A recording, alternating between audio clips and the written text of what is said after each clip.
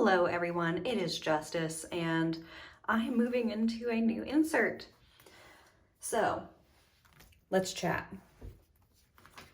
This year, and honestly the second half of last year, I decided that I was going to stop kind of censoring myself within my journals so that I could do flip throughs without having to worry about releasing any information that I don't want in the whole world. So I'm not going to be flipping through this anymore because I really like the comfort that having a commonplace journal with all kinds of information in it gives me.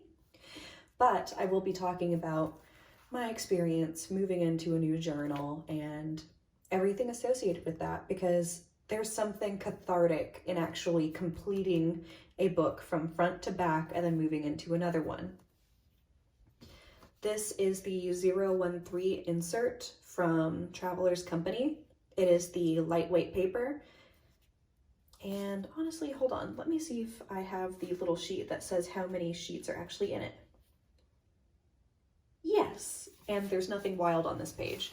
So there's 128 blank pages, and I have tipped in a lot of things, and so this is a very fat book now. On the back I have a little Isabel sticker, Gulf Place cat, Goulet Pens corgi with an 823, Sailor Moon sticker, and then these guys here. And then on the one that I'm moving into, I took the Traveler's Times and I made that my cover. So I wrapped it around and then I stuck a few other stickers that I had. And I washied this edge because my tape was kind of failing there, and I wanted to make sure that there was some security as I use it more. Because again, I sound like a broken record.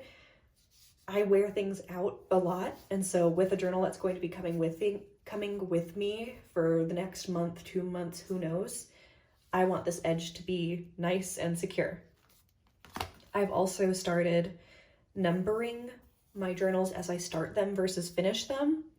So between 57 and 62 are all of my actual dated planner items for this year.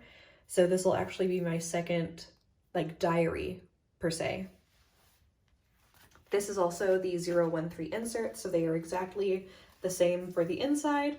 And you can see the difference in how chunky one is compared to a brand new one. And that just makes me so happy. I know that I've talked multiple times before about how I hate a chunky notebook, particularly when talking about my Hobonichi. But the difference is that this is a giant book versus an insert.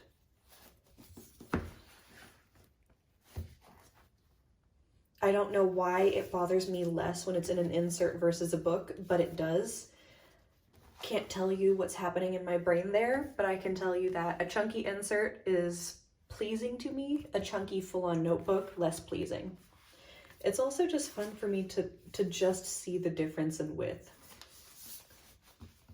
This is something that I do whenever I swap notebooks all the time, just so I can be like, oh wow, this one's so fat. Can't wait to fatten you up, little buddy.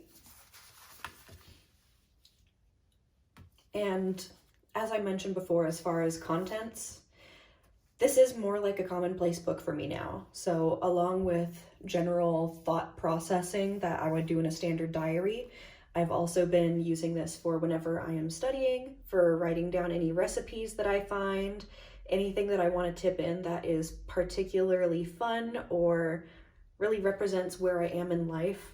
If I'm watching a show, I will write all about that show. So some things that this book has in it. Collage, got wedding cakes, a Chipotle back for the paper bags, because whenever we were out recently, we really enjoyed Chipotle. And then another example. Hold on, I'm getting there.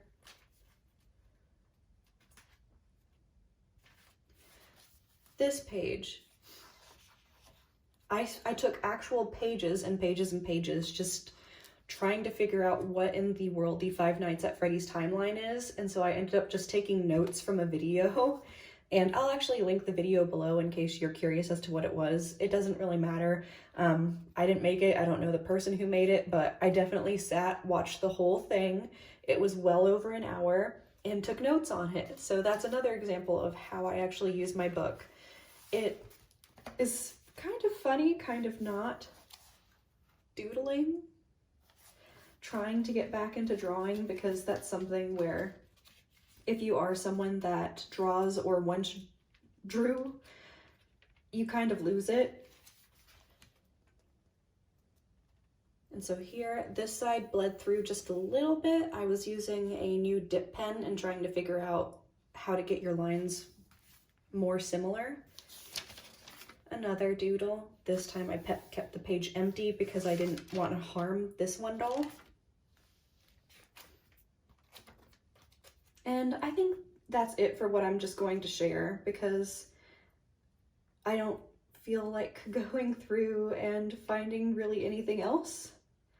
But I also have tip-ins from purchases. If we traveled, I tipped in business cards for places that we went. One, because I think the memory is fun, and then two, if I ever feel like going through these again, I can be like, oh gosh, yeah, that's where we went. We should probably do that again. One thing that I did not do a lot is taping the edges of my papers. I've had inserts in the past where I've gone through and I've washi every single edge because it's beautiful and gilded, but I didn't this time around because I wanted it to grow more organically versus having a very thick edge initially. I find that because the edge is so much thicker, writing in it becomes really annoying. So I went ahead and didn't do it this time around. We'll see what happens with this guy. I'm not quite certain if I want to washi the edges or not, but I'm kind of tempted to. Anyways, that's kind of a ramble to let you know that I'm moving into a second insert. I am so happy with how this year is going so far. I feel really inspired as far as using my journals, and I hope that you are too. I think that this is a year of honestly just using whatever you want to use, not feeling guilty about any of it, and just going with what feels right.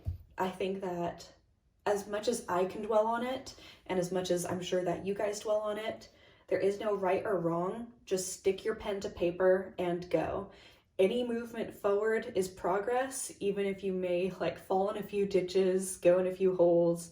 You might have to jump over a bush or two, but as long as you're moving forward and actively doing it, I think that's good. So be sure to like and subscribe if you would like to see more and kind of see what all I do in 2022. And be sure to comment. I would love to hear what you guys have to think and what you guys' own journal systems and philosophies are for this year. Bye now.